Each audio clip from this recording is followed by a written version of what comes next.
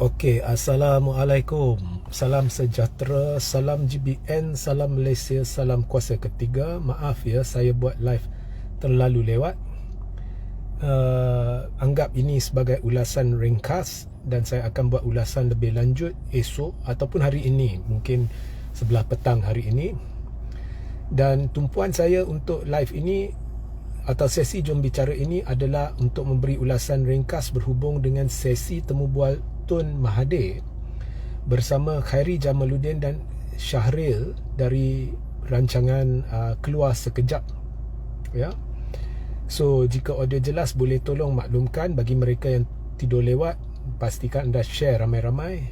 Kita sekarang sentiasa di shadow ban, ya, di bawah pentadbiran ini, dan sertai Telegram saya Regi Jesiri Taudin. Okey.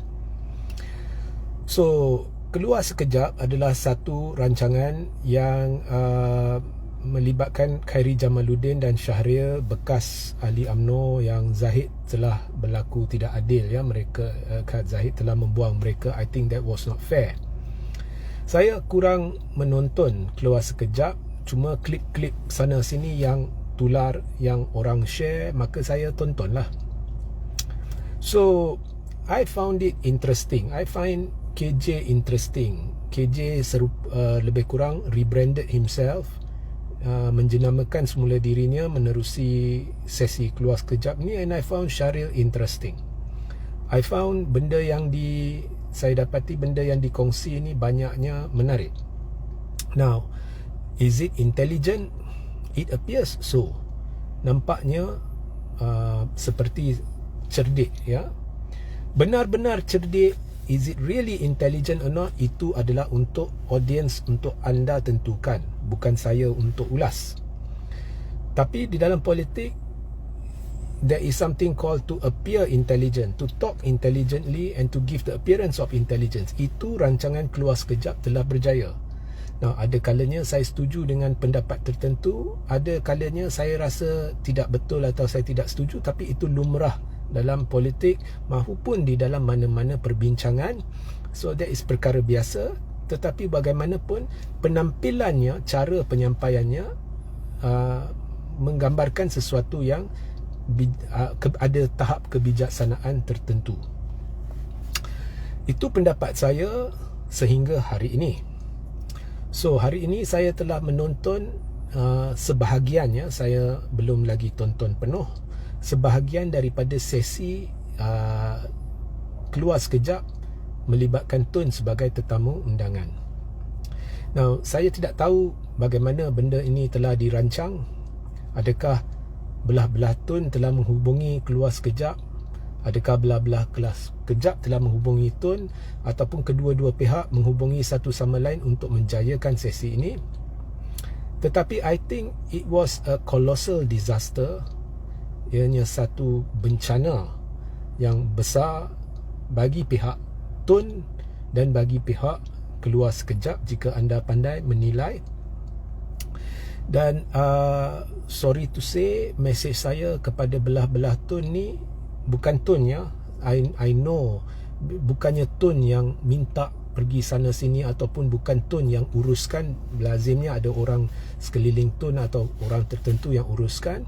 Sorry to say, shame on you untuk membenarkan sesi ini berlaku tanpa membuat penelitian yang sewajarnya melibatkan seorang negarawan, membuat penelitian dengan kumpulan Keluar Sekejap ini berhubung dengan perjalanan sesi sebelum memutuskan adakah ianya harus diteruskan.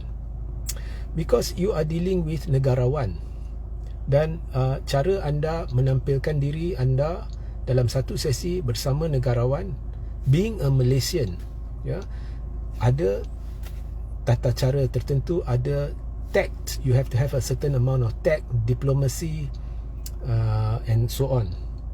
Satu benda yang sama kita nak ungkapkan, ada 1001 cara nak ungkapkan. Satu benda yang anda nak sampaikan, ada 1001 cara nak sampaikan. Anda perlu lihat siapa berada di depan anda. Is it a negarawan? Is it seorang dari kalangan rakyat biasa? Is it a MP baru? Is it a MP yang sudah 20 tahun berada di dalam Dewan Rakyat? Is it a royalty? Is it not a royalty? Anda perlu lihat semua ni dan cara anda menampilkan diri anda dan soalan anda, cadangan anda dan sebagainya. Now, saya ada lihat satu sesi bersama royalty dan saya kagum dengan cara penampilan kumpulan Keluar Sekejap. So, daripada semua yang saya lihat, saya rasa ada sedikit bias sebab the first impression I get bila saya tonton ini dah jadi sesi nak kenakan tun, walaupun itu bukan niatnya, tetapi itulah gambarannya. Okey, saya jelaskan. Saya ambil satu bahagian di mana dipersoalkan mengapa Tun bekerjasama dengan DAP. Soalan ini sebenarnya diungkapkan oleh Syahril apabila Tun bercerita berkenaan dengan konsistensi apabila merujuk kepada Anwar. Jadi Syahril kata, Tun kata begitu berkenaan Anwar, tapi people are saying the same thing about you. Mungkin Tun tidak konsisten dan sebagainya. So Tun menjawab bahawa DAP sebenarnya pada ketika itu dia dengan DAP dengan Tun ada matlamat yang sama, iaitu untuk menyingkir Najib daripada tampuk kepimpinan kerajaan. So mengalahkan Najib. So they work together. Okay, so that is the gist. Itu adalah pucuk pangkalnya apa yang Tun cuba sampaikan. Jadi kemudian Khairy mencadangkan atau memberitahu ini lebih mirip politik Machiavellian. Machiavellian ni dan Khairy menggunakan ungkapan matlamat menghalalkan cara. Jadi Tun menjelaskan bahawa dalam politik, dunia politik, kadang-kadang strategi penting dan kita kena berdepan dengan realiti. Dan kemudian KJ seolah-olah menyimpulkannya sebagai, Tun is saying this is real politik. Okay. Ini dalam bahasa Inggeris lebih kurang secara halus, they are putting words in Tun's mouth. You are sitting in front of a statesman. Awak berduduk depan negarawan. Ada cara anda bertanya, sebab negarawan ni dia pendekatan, pendirian, pertimbangan dia semestinya banyak sebelum mengambil sebarang keputusan. Ada 10,001 cara, ada 1,001 cara kita boleh melihat sesuatu tindakan yang diambil oleh Tun. Contohnya bila dia kerja sama dengan DAP, awak boleh simpulkannya sebagai this is Machiavellian. Ini adalah matlamat menghalalkan cara. Ya. Dan Tun pun ada jawab, seolah-olah mengaku. Dia kata, the enemy of your enemy is my friend. Musuh kepada musuh awak adalah rakan saya. Betul. Tapi Tun is responding kepada corak persoalan, nada persoalan, jiwa persoalan Khairy, jiwa perbincangan itu. Dan Tun sebagai negarawan semestinya tidak akan selar KJ mahupun in English they say put him down. Sebab Tun negarawan, kalau dia selar KJ atau put him down, maka orang boleh kata Tun hati tisu, Tun tidak layak bergelar negarawan. So negarawan ni cara dia tangani sesuatu yang mungkin tidak diajukan dengan betul ini, Tun akan menjawabnya dengan menggunakan contoh-contoh yang diplomatik, yang ringkas, yang mungkin dapat satisfy the person who is asking. Tetapi itu mungkin tidak menggambarkan falsafah sebenar Tun, pendirian sebenar Tun. Awak tidak boleh simpulkan dengan satu dua jawapan yang diberikan oleh Tun, ini yang Tun maksudkan. Bila anda berdepan dengan negarawan, anda perlu bertanya kepada negarawan itu, sekiranya itulah kesimpulan yang sesuai. You have to have that level of appreciation for his wisdom, for his knowledge, for his experience. Ya, jangan mudah buat kesimpulan. So Khairy bila buat kesimpulan that is sounds Machiavellian ataupun Tun has described real politics, is nonsense, is rubbish. You cannot just assume. Anda tidak boleh merumuskan apabila Tun berkata sesuatu. Tun telah menjelaskan real politik atau mengaku ianya real politik. Tun telah mengaku ini. Tak boleh. Tak boleh berdasarkan jawapan-jawapan yang mungkin Tun terpaksa berkata demikian berdasarkan persoalan yang diajukan dengan cara yang mungkin tidak sesuai. Okay. So anyway, apa yang Tun katakan boleh dilihat 1001 cara. Khairi melihatnya sebagai real politik dan menyimpulkannya sebagai real politik, Machiavellian. Ya? Tapi Khairi lupa, mungkin kadang-kadang as a statesman, ya, Tun ada matlamat lain. Dan saya lihat consistently Tun matlamat dia adalah untuk menyatukan orang Melayu dan untuk memperjuangkan nasib orang Melayu, nasib Islam, and so on. Dia konsisten daripada zaman sebelum zaman Tunku lagi, dia konsisten benda tu, nasib orang Melayu. Okay. So apabila sesuatu talk show tu you tidak mempertimbangkan itu sebelum membuat kesimpulan dan hanya mengambil contoh-contoh tertentu untuk membuat kesimpulan, anda sendiri, anda sudah menghina Tun. Ya, so consistently, if you want, kalau anda nak interview seorang negarawan, anda perlu betul-betul faham sejarah perjuangan orang tu dan memikirkan semua kemungkinan sebelum anda dapat ajukan satu soalan yang sesuai. Ya, so mungkin matlamat Tun tidak berubah. Dia nak satukan orang Melayu, dia nak perjuangkan orang Melayu. Kemudian DAP, memang Tun sebelum dia berkawan dengan DAP, dia memang consistently dia kata DAP is racist. Malah saya pernah ingat dalam satu ucapan Lim Kit Siang cabar Tun untuk ulangi DAP is racist. Tun ulangi DAP is racist dan dia ulangi 3 kali. Dan Lim Kit Siang tidak mengambil tindakan undang-undang terhadap Tun kerana terlalu banyak contoh pada ketika itu. So Tun was consistent. Tetapi bila sampai satu tahap di mana negara ini perlu dibuat satu pilihan, kerana negara pada ketika itu dibelengui dengan masalah penglibatan ahli keluarga seorang Perdana Menteri dalam hal ehwal kerajaan. Ya, ini berlaku dari zaman Pak Lah lagi. Pada zaman Pak Lah pun ada ura-ura ataupun ada kisah penglibatan ahli keluarga. Saya tak nak kata siapalah, tapi ahli keluarga Pak Lah yang tidak ada jawatan yang sepatutnya dalam urusan kerajaan. Kemudian babak Najib, perkara yang sama berlaku. Ya, so itu adalah ancaman yang Tun lihat kepada negara, ya, kepada ekonomi. Dan kemudian ada penyelewengan, dan penyelewengan ini sudah terbukti 1MDB. Tak usah ceritalah Najib terlibat ke tak terlibat, sekarang kita tolak tepilah. Tapi benda tu wujud, dan benda tu wujud di bawah pentadbiran Najib. So Najib has to be accountable. So Tun merasakan Najib perlu diundurkan, DAP merasakan Najib perlu diundurkan, PKR merasakan Najib perlu diundurkan, Amanah merasakan Najib perlu diundurkan. Jadi bila semua dah setuju Najib perlu diundurkan, jadi Tun sebagai negarawan perlu membuat pertimbangan.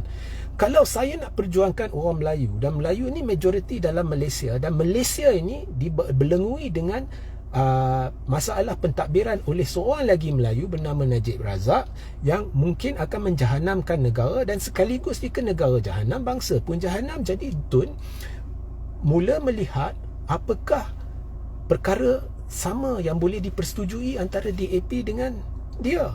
Dan perkara yang dipersetujui ialah mereka nak lawan rasuah, mereka nak lawan kleptokrasi. Jadi atas dasar common ground, dalam bahasa Inggeris dia kata they met in the middle, mereka bertemu di tengah lah, itu translation direct lah. Mereka bertemu di tengah jalan dan bersetuju bahawa inilah yang kita mahukan. Jadi Tun boleh lihat satu kebaikan yang boleh dimanfaatkan. So kalau tidak ada alternatif lain, maka itulah yang harus dipertimbangkan. Dan semestinya sebagai negarawan Tun akan pertimbangkan perkara-perkara lain. Apa akan jadi kalau saya bersetuju dengan DAP bahawa Najib perlu diturunkan dan saya kerjasama dengan DAP pasal benda tu? Apa jadi pula dengan isu DAP racist? Apa jadi pula selepas itu? Adakah saya akan membantu DAP lebih berkuasa dan bla bla bla? So semestinya benda ni Tun akan fikirkan, mestinya. So kemudian DAP tone down. Saya ingat masa tu DAP tone down. Dia tone down, dia tidak lagi keluarkan kata-kata provokatif, dia tidak lagi keluarkan kata-kata yang bersifat anti-Melayu, anti-Islam dan sebagainya. Jadi pada masa itu Tun berkata, DAP telah berubah, jadi boleh kita kerjasama. Dan dia tidak menipu pengundi. Dia memberitahu pengundi awal-awal bahawa saya kerjasama dengan DAP kerana kita hendak jatuhkan Najib. Dan oleh kerana itulah sahaja alternatif yang ada untuk selamatkan Malaysia sekaligus menyelamatkan bangsa, maka Tun tidak ada alternatif lain melainkan melakukan apa yang berpadanan dengan perjuangan asal dia, iaitu memperjuangkan bangsa, agama dan negara. Jadi Tun konsisten. So dari sudut itu juga kita boleh kata matlamat menghalalkan cara. Tetapi jika anda simpulkan matlamat menghalalkan cara, berhenti di situ dan tidak berjaya mengeluarkan aspek kerjasama itu dengan soalan-soalan yang sesuai, yang boleh menjelaskan dengan audiens apa yang saya jelaskan, maka anda telah gagal sebagai orang yang temu ramah Tun. Malah anda sudah letakkan satu persepsi yang berbeza dengan ungkapan yang sama, matlamat menghalalkan cara. Satu ungkapan kalau dijelaskan dengan 10 cara boleh membawa maksud yang lain. So bila cara mereka gunakan ungkapan matlamat menghalalkan cara untuk menyimpulkan apa yang Tun jelaskan, memberi persepsi bahawa Tun is a opportunist. Sebab mereka tidak tanya soalan-soalan yang patut, mereka tidak explore benda-benda yang perlu sebelum membuat kesimpulan itu, dan mereka tidak harus pun membuat sebarang kesimpulan tanpa merujuk kepada Tun ataupun bertanya jika Tun setuju, tidak setuju dan sebagainya. So dia lebih kepada sesi membuat satu kesimpulan yang memerangkap, entrapping conclusions. Kalau saya boleh buat kesimpulan lain. Tun berjaya mendapatkan titik persetujuan untuk kerjasama dengan DAP yang dipersetujui semua, dan supaya mengorak langkah ke arah menyelamatkan negara sekaligus menyelamatkan bangsa dan menerokai kemungkinan masalah-masalah antara DAP dengan parti-parti Melayu dapat diatasi demi kemajuan dan sebagainya. Ada banyak cara kita nak lihat. Tapi apabila anda tidak terokai benda-benda ini dengan soalan-soalan yang sesuai, dengan naratif yang sesuai, dengan suasana ataupun soalan-soalan yang wajar untuk ekstrak benda ni, untuk keluarkan benda ni daripada Tun dan membuat kesimpulan yang sama, iaitu matlamat menghalalkan cara tetapi membawa maksud lain, anda telah gagal sebagai orang yang temu ramah. So this is the problem dengan orang-orang yang telah melakukan membenarkan temu ramah ini. Ia telah jadi satu sesi penghinaan kepada Tun, and KJ dengan Syahril telah menampilkan bahawa bagi saya lah, they are not as intelligent as they look. They are not as intelligent as they look or as I thought they were. Saya tak mengaku diri saya intelligent. Saya tahu kadang-kadang life saya dulu-dulu lah, sekarang saya dah ambil pendekatan baru, tapi mungkin beremosi ke, mungkin ini ke, mungkin itu ke, that was in the past, but I always aspire to change. Tetapi mereka menampilkan diri mereka sebagai orang intelligence, and setakat ni berjaya. Tapi apabila anda duduk depan Tun, anda kena faham the gravity of his the depth of his experience. You cannot impose conjectural line of questioning or one that is presumptive and make conclusions based on those presumptive or conjectural lines of questioning at the expense of Tun's reputation. Tun adalah negarawan, dia semestinya tidak akan selar anda. Dia semestinya tidak akan put you down. Okay, so mereka tidak ada kemantapan kebijaksanaan atau aras kebijaksanaan yang perlu untuk membuat rancangan sebegini.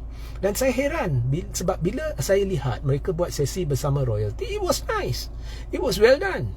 Tapi dengan Tun ni saya rasa gagal.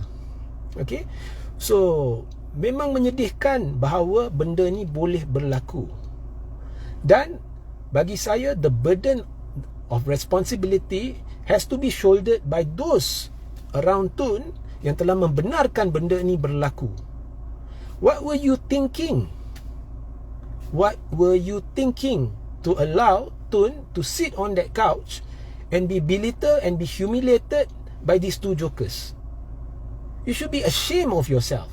Saya dah lama kata orang-orang di sekeliling Tun adalah punca kegagalan Tun dari awal lagi. Mula-mula Parti Pejuang, kemudian orang-orang di sekeliling Tun ni, bagi saya sorry lah, jaga kepentingan diri. Mereka akan memastikan, ya, saya tak nak namakan, saya bukan kata semua, tapi ada pihak tertentu, mereka akan memastikan orang yang berkebolehan ni, bagi mereka saya dapat gambaran seolah-olah orang yang berkebolehan ni ancaman, mereka akan pinggirkan. Tetapi mereka fikir mereka adalah pakar strategi, they are in control of the situation. Saya lihat strategi mereka dari dulu lagi strategi haprak. Sebab itu Tun gagal sebab benda bodoh macam ni yang anda lakukan. Anda tidak buat penelitian yang cukup untuk membenarkan seorang negarawan duduk atas sofa itu, ya. Anda telah gagalkan Tun, ya. And saya amat gembira Tun bila dia lepaskan jawatan dari Pejuang dan kini dia berdiri sendiri dan menjadi penasihat bagi PAS dan Bersatu di 4 negeri. Saya amat gembira. Sebenarnya Tun doesn't need you. Dengan atau tanpa anda, dia dengan sebagai ketua SG4 atau kumpulan negeri-negeri Melayu Bersekutu ni, dia tak perlukan sesiapa. Dia berada di pentas yang betul sekarang ni, ya. Saya lebih rela dia ambil jawatan tu daripada dikelilingi oleh orang-orang macam kau, complete total failures, ya. Awak kena pikul tanggungjawab kegagalan Tun di pilihan raya. Sebab saya pergi Langkawi, saya nampak situasi sebenar. Saya jumpa ketua kampung cerita sebab mereka ada masalah dengan Tun, bukan Tun, orang sekeliling Tun. Mereka cerita. Saksi saya ada seorang lah sekeliling Tun, ada seorang yang terlibat di Langkawi itu yang mereka tak puas hati. Saksi saya Tuan Muhammad Hanif Katri Abdullah, dia ada di sana. Mereka buat jamuan untuk kita, ya. You have failed Tun to allow Tun to be humiliated. Orang biasa mungkin tak nampak penghinaan dalam sesi tadi. Orang cerdik akan nampak, orang bijaksana akan nampak. KJ fail, but I don't blame him. Awak kena nilai tahap kematangan, kebijaksanaan siaran tersebut sebelum anda benarkan Tun duduk kat pentas itu. Kalau is a foreign reporter, kita boleh maafkan. Sebab bila kita pergi ke foreign pentas, kita tahu the reporter ni kadang-kadang ada yang suka, ada yang tak suka. Sebab Tun lantang, dia serang, dia kutuk US, dia kutuk ni. So you can expect it to be abrasive. Dan mereka bukan rakyat Malaysia, kita boleh expect bahawa mereka akan guna peluang itu untuk hina Tun. But this adalah satu program yang menampilkan diri mereka sebagai bijaksana, ya. Sebab itu saya kata saya tak boleh buat kesimpulan berkenaan dengan program-program lain yang diadakan oleh Keluar Sekejap. Anda perlu simpulkan sendiri, is it bijaksana atau tidak. Tetapi bagi saya, penampilannya memang berjaya bahawa mereka adalah bijaksana. Tetapi they are not at the level to interview a man like Tun. That was established today atau yesterday. Okay, so orang sekeliling Tun, you don't deserve to be next to him. You don't deserve to decide how he moves. If you cannot get this right, no wonder you fail in your strategies pada PRU 15. Tun ada pakai strategi pada PRU 14. That's why dia berjaya. Mereka semua dah beredar. Saya dah jumpa ramai daripada mereka malah yang turun padang berjuang demi Tun, ya, masa tu Bersatu, ya. Semua beritahu saya sebab mereka pinggirkan Tun. It's because of you, orang sekeliling Tun ni.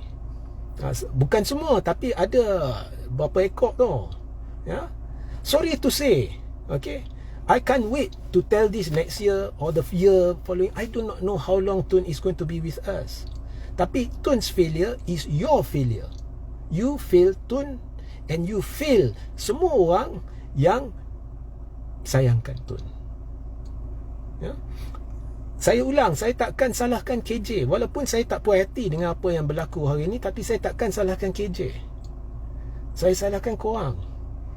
You must be proud of yourself, ya. Tahniahlah kepada anda semua.